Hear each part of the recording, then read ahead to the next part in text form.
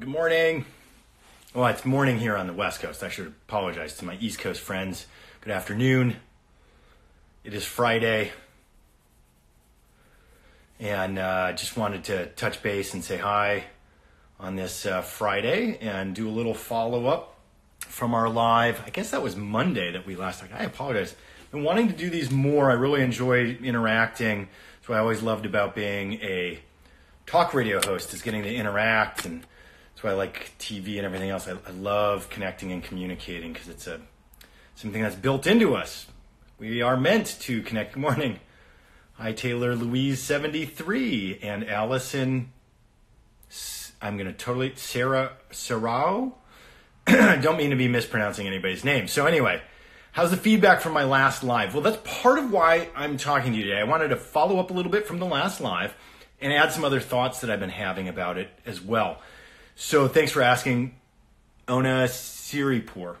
And again, totally apologize in advance that I'm reading on the fly as it goes by. So real quick, first off, thank you for watching that live on Monday, talking about SB 276. This one won't be quite as long. I'm going to be doing them a little bit shorter than that. That was kind of almost a full hour.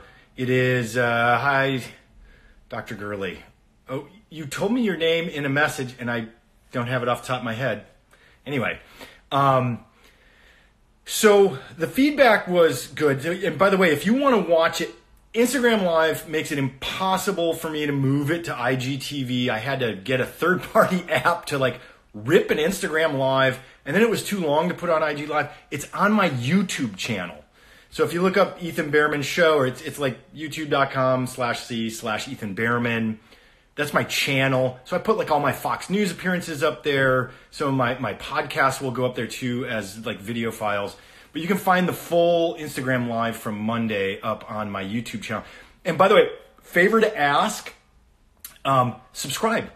So it's really weird. You guys may or may not know all of this. So apologies if I'm telling you something you already know. YouTube, so without getting into how you make money, but YouTube, you can only monetize once you have more than 1,000 subscribers. I've never made an effort to get subscribers on YouTube. I was a paid talk radio host. I have other work that I do, by the way. And, but YouTube, I can't monetize that. Denise, thanks, Denise. Happy Friday to everybody. So if you subscribe, I would appreciate that. That's very helpful. That's like following on Instagram, following me on Twitter, clicking like on my fan page on Facebook. That actually has a weird monetary value in the media business. Anyway, so the live on Monday, it's up on the YouTube channel. I got a lot of feedback, and I thank every one of you for giving me your feedback. It's really important to hear from you. A lot of people had a lot of different questions, some of which I cannot answer yet. The law just passed, so people were asking me questions about SB 276, SB 714. The law just passed. It sounds like, so this is not legal advice, but it sounds like some of you were asking me about medical exemptions. You're going to have to get a new medical exemption. It sounds like, if I read it correctly, it's either before the next school year. So this school year, you're fine if you have a medical exemption.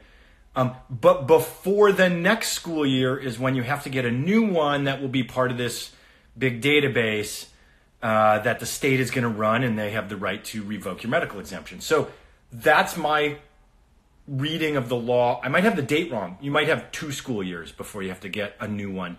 But I know that it will not automatically carry forward. You'll need to get a new one. It gets entered into the database. You can take your existing one and get it entered into the database. I think there were 2 criteria where if you don't already have one, you'll have to get a new one. If your current one expires, you'll have to get one of the new ones into the new system. But I don't want to spend too much time on that. So what I do want to give you some feedback on, because people have talked about this, there's a blacklist for even saying the word. I'm not even going to say it, because I've noticed a lot of people getting blocked by Instagram and Facebook and others for even saying the word.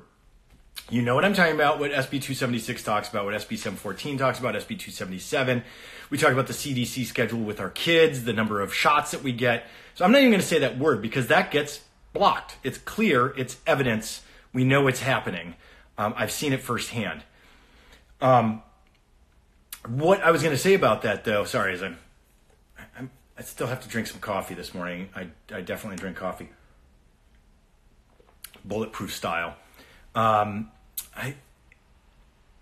Yes, the censoring is insane, Cat Ty. It's and it's real though. That's the part where it's like, okay. I mean, I get a private platform having the right to say this is what is or is not acceptable on my platform. No question. That's clear. It's not government censorship at that point, unless they're doing it because the government is telling them to do it.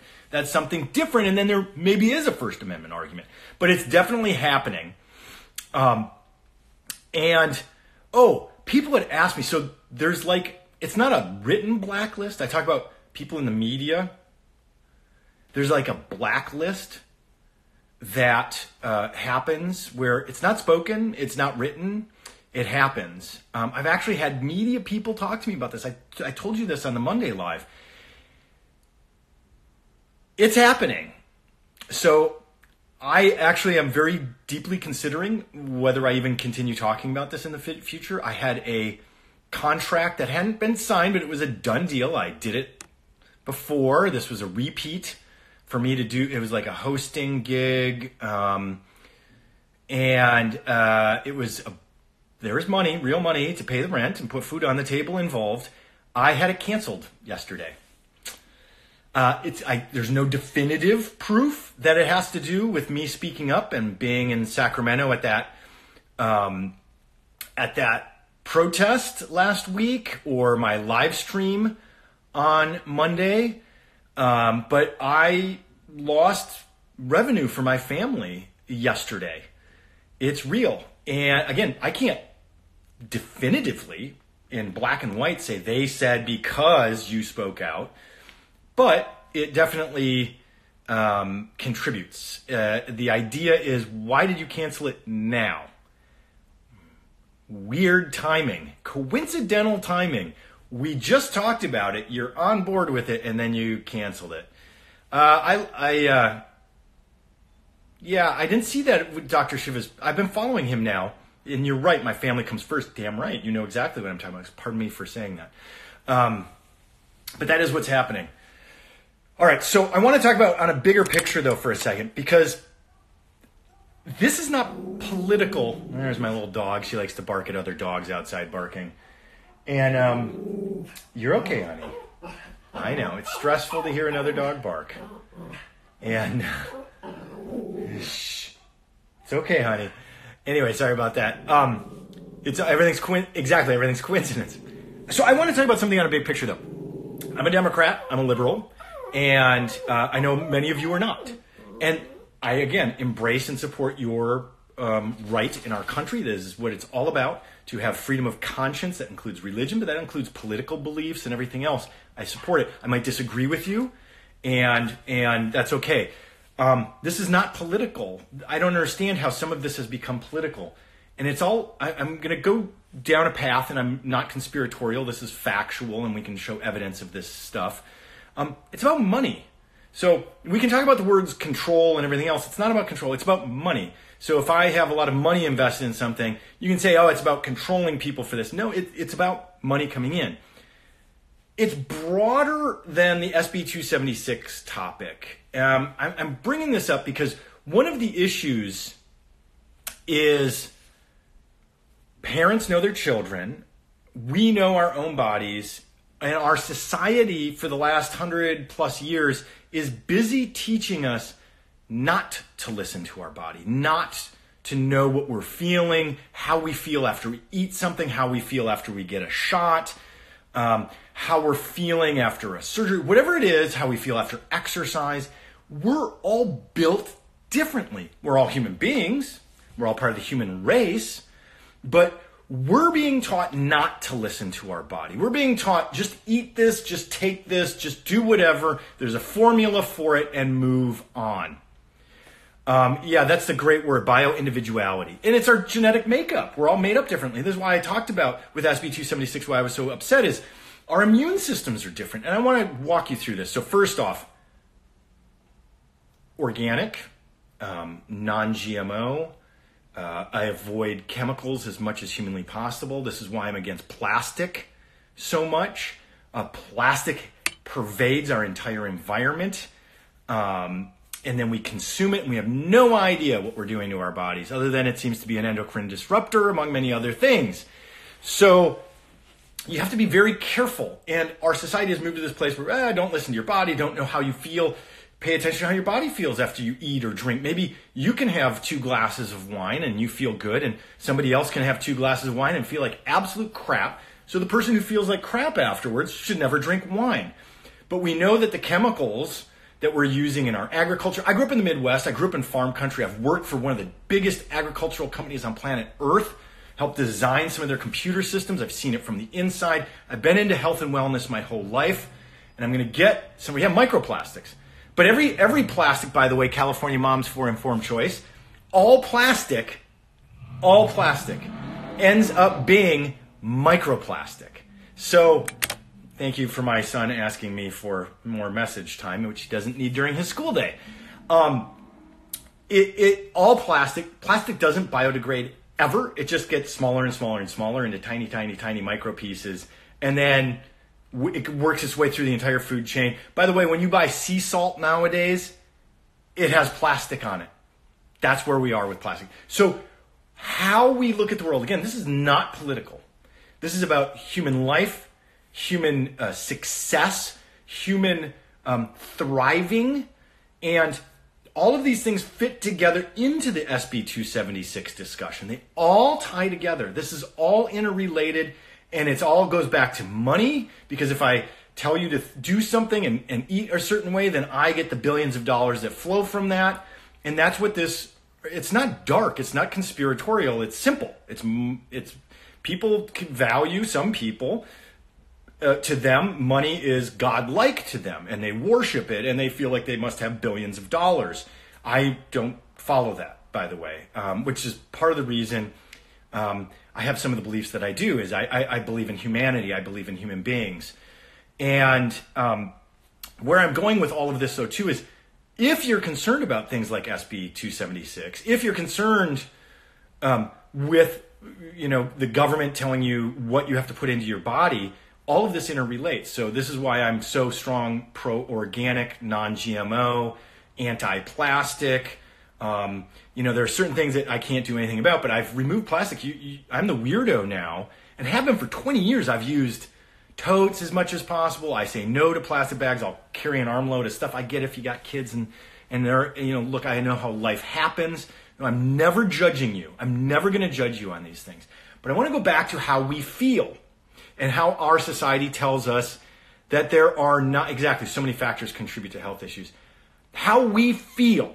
We have to start paying attention to ourselves and how we feel. So I'm a big fan of functional medicine, naturopathy, homeopathy. I follow people like Dr. Will Cole, Dr. Stephen Gundry. Why am I blanking on his name right now? There's this great psychiatrist who, Dr. Drew Ramsey, that's his name, who's into how nutrition affects mental health. All of these things tie together. And by the way, here in California on the non-GMO thing, that was like the first time I ever started really getting out into public speaking was Prop 37. Somewhere on the internet, there's a picture of me with a bullhorn in front of the Santa Cruz clock tower, because I was so against, we need to label GMOs at a minimum. So again, I believe in choice. If you want to eat a GMO, that's on you, but I want to know what I'm eating. But we have to listen to our bodies, and this is why functional medicine, natural medicine, and here's my point in all of this. Why this is so important. Which one is the best? You said he's the best. And again, I want to encourage you to, if you want to start learning more about how to listen to yourself and everything else, follow my wife, Amy is her name, but on here on Instagram is PrittyDyal, PRITIDYAL.co. She coaches people. She has a degree in psychology. She has a master's degree. She does NLP.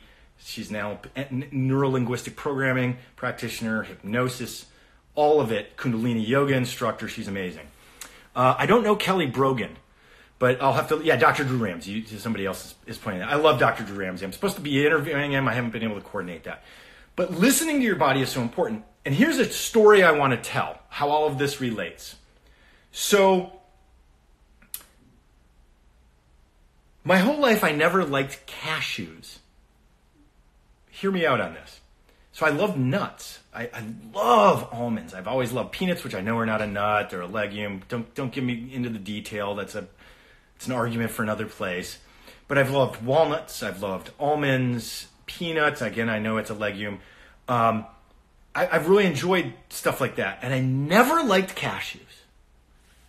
So my body, as a child, I was like, I don't really like cashews. And then as I got older, and I met my wife, and there are a lot of vegans in her family, and so I really got introduced to the vegan lifestyle and vegan eating. And I apologize, I'm so bad at controlling this. That's why I'm not accepting other people joining my video right now. I see a number of you have asked to join my live video, and I apologize. Until I get better at this, then maybe we can start doing that stuff, okay? But the vegan lifestyle has a lot of cashews. Cashew cheese, cashew gravy, cashew, so like a bulletproof bar. So I really love bulletproof. This is a bulletproof style, bulletproof inspired coffee that I drink. I use Dave Asprey's MCT oil, for example, but I do my own, like mushrooms, and I use some Lecontro chocolate. I use raw cacao. Anyway, cashews. Vegan lifestyle, cashews, I didn't feel good. I bloated. I felt really gross. My GI system wasn't working well. And I didn't really understand why. And then I ended up meeting somebody at actually a Dave Asprey Bulletproof Biohacking Conference. There were all these booths on the show floor, and there was this one called Everlywell, and they're not sponsoring me. They're not promoting me. If you want a discount code, I can send you that, and I get like $10. But I did they had and you can do this with natural and functional medicine people. They do these same types of tests. But Everlywell has one that's at home. You poke your finger, you put 5 drops of blood on, you mail it in, they send it off to a lab, whatever. And they do what's called an IgE. That's your immune system. That's one of the types of antibodies in your immune system. IgE, immunoglobulin E, antibody test to see how you react to 96 different foods. So I did this. My body had been telling me, I don't like cashews. They don't taste good and I don't feel good after I eat them. But I hadn't listened to my body and I kept eating cashews. So I did this Everlywell Food Sensitivity test, and it came back, and I had one thing that was off the charts. My immune system reaction, it was like borderline allergy. It was that high, my IgE reaction. Guess what food it was? It's not an allergy, but a super high sensitivity. Cashews. Cashews. So removing cashews from my diet, I felt better. I feel better. If I avoid cashews like the plague, I feel fine. Every now and then, I can have a bite of cashews. But even boiling cashews doesn't kill whatever it is that makes me react.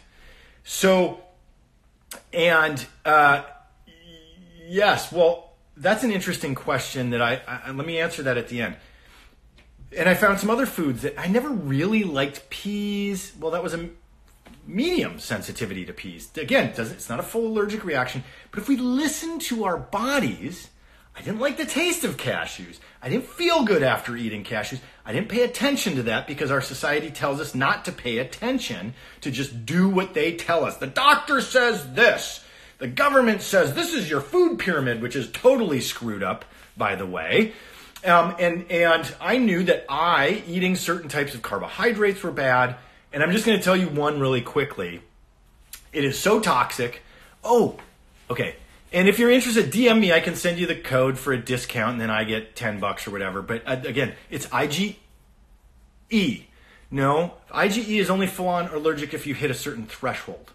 So an IgE response is only at a certain threshold. Is that it's food sensitivities can be more dangerous than allergies. Sorry, it was the Everlywell Food Sensitivity Test at home.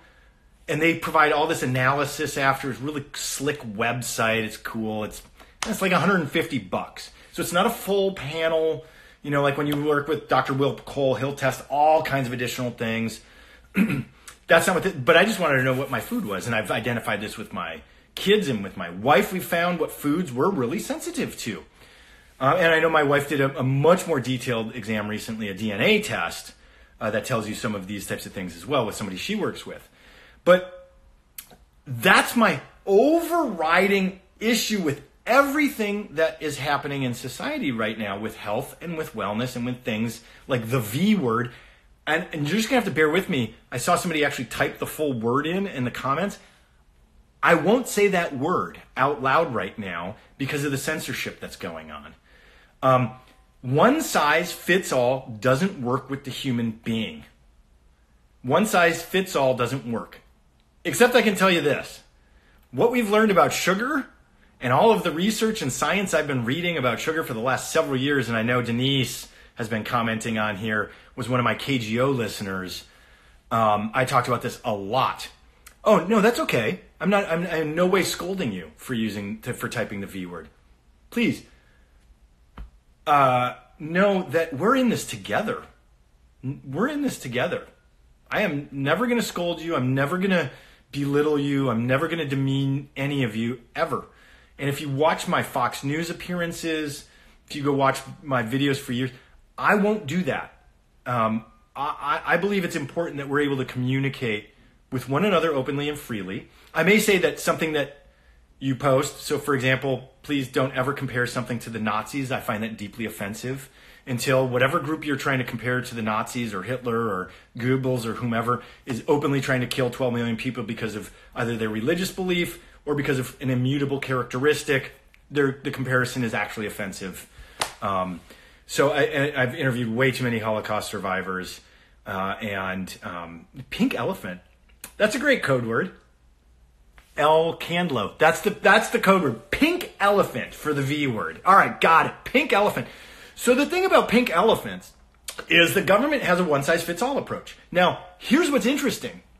Some people are able, their bodies can process heavy metals really well. Their liver does a great job of detoxing and flushing it out, and it's just not an issue. And same thing with processing aluminum and everything else. I don't know if I've read that specifically. But some bodies handle things better. My body doesn't do cashews. So if a pink elephant had cashews in it, so that's our code word, everybody. I love that. El Candlo, I think, was the name that flew past that said that should be our code word. That is the best code word. Let's go with that, okay, everybody? Pink elephant for the V word, because I won't say it because we get censored. Okay, well, I will. And thank you. That was great. Seriously, we need to spread that. Tell everybody that you know. Let's use that as our code word, pink elephant. So pink elephant, if a pink elephant had a cashew in it and you're going to inject that directly in my body, I'm not going to do well. Okay? Maybe my body seems to handle heavy metals fine. I don't seem to have a reaction with heavy metals. Yeah, Denise, pink elephant. So that's the issue here. We need the ability to operate as one who has autonomy over our own bodies. Agency, liberty is the word that was used in the Roe v. Wade decision, liberty over my body. And so when it's a one size fits all, that's not right. Unless they're going to do full genetic analysis to determine how we respond to things, and they're going to customize doses and what's in it to allow that, I've got an issue when they've removed all ability to say no. All ability to say no to what they're putting in our bodies. So that's why I say kind of loudly that I'm not anti-pink elephant.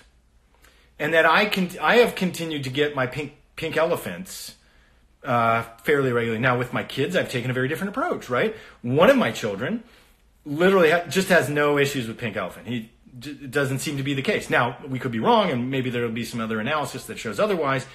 And one child does have real issues with pink elephants. But we need to be able to retain that control over our own bodies.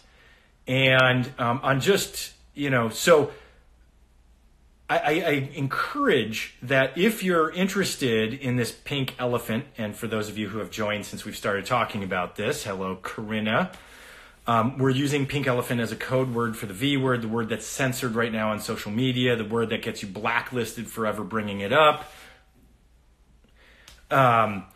that's where we are with it. Is we need to be able to maintain that control over ourselves. And I know what you're talking about. I know what you're talking about with the Nuremberg Code. Then I am familiar with it. I don't remember when I last read it. I'm familiar with the ideas around it. So let me put it that way. Right. It is. I agree with you, Carly. That is tyrannical. And some things, you're right. There are going to be issues potentially later down the road as well. So the good news is I'm learning what works for my body. By the way, I've named a couple of doctors here, Dr. Will Cole, Dr. Stephen Gundry. He talks about things like lectins. I had never known about that. I had never heard the word. You can see my interview with him on my You Elevated page. Mind-blowing, changed my life. I have chronic back pain. I've been in motorcycle accidents, got hit by a truck. I have 7 subluxated discs. I have 2 reconstructed shoulders. I've lived a very full life, okay, everybody? I had chronic pain cutting sugar. That's the word I never got to. And I was like, this is the one thing. Sugar is awful. Stop it with sugar. Tumors, cancerous tumors feed on sugar. Cut it. I used to ride a motorcycle. Used to. And then I was going to get married and have kids. And it's like, well, maybe I ought not to do it. I've done NUCA. So Ashley, greatest NUCA doctor on earth, used to be in Tulsa, Oklahoma. I used to drive up from Dallas to Tulsa to go see Dr. Brooks in Tulsa. He is the master of the upper cervical chiropractic profession. He is the teacher of NUCA. I used to go see him, absolutely fixed it. But the chronic inflammation that happens with sugar, with lectins, again, some people are more sensitive and some people are less sensitive to what sugar does. All around it's bad. Your body may be able to handle it. So I see a NUCA doctor here. Not all of them are great. I'm just going to say it. Some of them have worked on me and just sucked. I can do my own C1 adjustment better than some of the NUCA doctors. But there are great ones. There's a good one here in Los Angeles I found. I'd have to look up his name, so I apologize. But there's one good one here in LA as well. And so for those unfamiliar, NUCA is a very special type of chiropractic adjustment. It's just a C1 adjustment. It's not a heavy wrenching, cracking, anything. It's a very gentle. They do an X-ray to measure where you're out of alignment with your C1 vertebra, and they align that, and the whole rest of the spine comes into alignment. But sugar is the big one. Lectins that I learned about from Dr. Stephen Gundry. His Plant Paradox book is fantastic. He has a new one out called The Longevity Paradox as well. Dr. Will Cole has great stuff. I also follow a guy named Max Lugavere, who's really good. He used to come on my radio show often. Now he's a big best-selling author and does all kinds of other stuff too. His is Genius Foods. But this all ties together. We have to listen to our bodies. We need to be doing things that are good, that make us feel good. Again, if you're eating something, like if you drink a cup of coffee, and afterwards, there's an amazing one in Santa Barbara. Santa Barbara's a little far from me, though. I mean, I know I drove to Tulsa from Dallas, right? Isn't that weird once you live in a place like Los Angeles? Yeah, I know Max is great. We connected back when he had like 10,000 followers, I think is when I had him on my show for the first time. And now all of a sudden living in Los Angeles, driving to Santa Barbara is like, bah. See, because like from Dallas to Tulsa, there's no traffic. And Los Angeles to Santa Barbara, it's just traffic the whole way. And I guess that's why, even though Santa Barbara's a lot closer than Tulsa was to Dallas, it's like, oh my gosh, you want me to drive to Santa Barbara? I don't know. Dr. Shiva, yeah. So I've started following him recently, and are you talking about NUCA there? Anyway, wow. But traditional medicines know a lot about our bodies. And we would do things and we would know things about the foods and the soil, and we don't do that anymore. We listen to the one-size-fits-all approach because there's so much money involved. Done a lot of babies and toddlers who are falling. Oh, that's NUCA is a traditional Mexican treatment? Is that what you're telling me, Jackie? How interesting. Take the train. True. I love taking trains, by the way. And I'm also weirdly, one political note here. I love trains. I take them all the time wherever I travel, whenever I can. And I was one of the opponents of the California high-speed rail because I thought it was an absolute waste of, and knew it was going to be just blowing billions of dollars, never get a payback. It was totally wrong. There were too many special interests involved that made it so it was never going to be efficient. If they had just done it from LA to San Francisco, you do a spur to Bakersfield, a spur to Fresno, then I could have supported it, but I didn't. Exactly. Regular doctors don't know about nutrition. Dr. Drew Pinsky would be on my San Francisco radio show every week. He used to join me on Fridays. We would talk about this a lot. He said in med school, I think he said they had one day in one class where they talked about nutrition. By the way, I used to have a couple of nutritionists on my radio show, and they didn't know a damn thing either. I'm sorry. It was like, well, you need to eat more grains. No, as a matter of fact, you probably shouldn't. Very few people do well with grains. Very few. When we eat grains in my house, by the way, I eat the most sour sourdough bread I can find. The best is at Sprouts, I've found. A non-GMO sourdough bread, but it's got to be sour, so it has to have fermented. That's what breaks down the lectins, and it's got to be non-GMO. Period. Yes, exactly. There are so many other things that we can talk about here, but that's good. We'll do more of these because I'm just going to run out of time, you guys. But food ties into all of this. We need to be worried about our food supply, our food system. We need organics. Got your master's in nutrition. I constantly argued, wait, I love this. Hang on. Pantry nutrition. Honestly, I got my master's in nutrition. I constantly argue with my professors because the agenda by the agricultural industry was so blatantly obvious. Exactly. So again, I grew up in the Midwest. I lived in the middle of corn and soybean fields. I know farmers. I know ranchers. I'm not just some city slicker coastal elite that has no idea what goes on in the rest of the country. I have grown my own food. I've had animals. I've had chickens. I've had goats. I've had ducks. I've lived in the country. I have done all these things in addition to living in the city. And I'm just telling you, our disconnect from the environment, from nature, is bad for humanity, and we are killing ourselves in so many different ways because of it. And it ties in to the discussion of the pink elephants. That's our code word for the V word with SB 276. And yes, some people can't handle toxins. That's exactly right, and that's why DNA tests are so important. Some of us can better. Some of us can't at all. Whew. Anyway, you guys.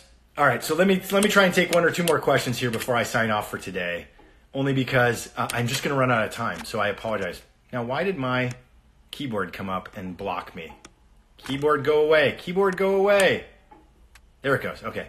So, all right, ask me your questions. Let me answer a couple of questions before I got to run on this beautiful Friday. My dog is asleep on the bed next to me. Where am I from originally? Oh, great question. That's Ash Fit Mom Wellness asking me. So I grew up in the suburbs of Minneapolis, and back when I was a little kid, it was a development that had been built like 15 years before I was born, but down the hill was forest. I would go play in the forest all day. There was a cornfield down the street. I used to go to school for summer school on a 1.5 lane wide dirt road in a bus that we would bounce. And it's now a major 4, possibly 6 lane freeway now in the suburbs of Minneapolis. That's where I grew up. I've lived and I've been all over the country. I've lived in places like Dallas, Santa Cruz, Los Angeles, and I've been to all 50 states and have spent time all over the place. And by the way, I love that question. Thanks for asking. Okay. Oh, let's see. What other questions? Thanks. I enjoy your talks. Oh my gosh. I love this live. I love the interaction. So I really appreciate that you're here with me. Okay. What other questions we got here? Glyphosate is in our food, water, and vaccines. Yeah, yes. Please, let's remember to use the word sorry. And I'm going to say this one more time. And I'm in no way scolding, so please don't ever take it that way. Let's try and use the code word pink elephant for the V word, because the V word gets us censored. What is my opinion? So this is from Carly Lockman. What is my opinion regarding the best way to move forward to stop continued legislation regarding pink elephant mandates? This is really interesting. I will, and I'm going to answer that next question in a moment. The best way, so it's really important. I can't say this enough. Please be respectful. Let's not name call. people who disagree with us. I talked about this a little bit on the Monday live stream. The majority of people, most of us, there's a great Kundalini yoga instructor. His name is Guru Singh. He's a third generation at least Sikh. He teaches here in Los Angeles at a place called Yoga West. He has a phrase where he talks about how people are in terms of their being evolved.